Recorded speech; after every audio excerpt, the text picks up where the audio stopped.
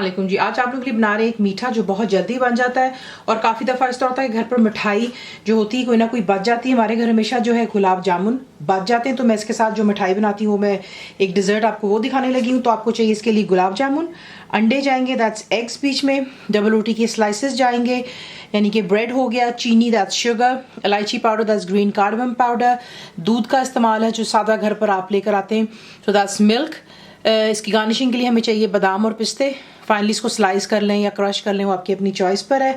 Oven को आप pre heat कर लेंगे 180 सेंटीग्रेड 350 फ़ारेनहाइट गैस मार्क 4 पर। मैं इस्तेमाल कर रही हूँ यहाँ पर पायरेक्स की जो होती है अवन प्रूफ डिश है, दैट्स 9x13। तो आपको दिखाते हैं इसको बनाना किस तरह।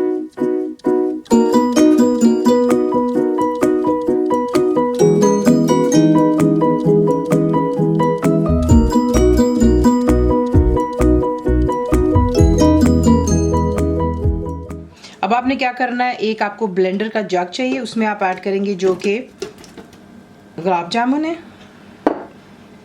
बीच में आप डालेंगे तमाम एग्स, चीनी, इलायची पाउडर, ब्रेड के स्लाइसेस जो हैं साइडें आपको काटने की ज़रूरत नहीं, ज़ाया नहीं करेंगे, ऐसे ही इसको इसमें डाल लेते हैं। ब्रेड चला गया और बीच में डालेंगे जो कि आपको दूध दिखाया था और इसे अच्छी तरह ब्लेंड कर लेंगे, बिल्कुल ये जो है स्मूथ हो जाए। तो देख लें परफेक्टली ग्राइंड हो गया। अब आपने जो है इसे इस डिश में पहले ऐड कर लें।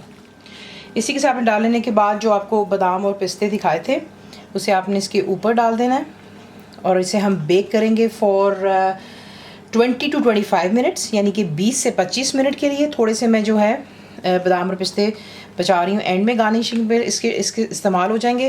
तो इसे पहले बेक कर लेते हैं और फिर आपको इसका एंड रिजल्ट दिखा। तो ये देखने परफेक्टली बेक हो चुका हुआ है। देखिए क्योंकि मैंने एक बड़ा बैच बनाया, मुझे लगे हैं रफली अबाउट 1 hour 10 to 20 मिनट्स, यानी कि 1 घंटा 20 मिनट लगे।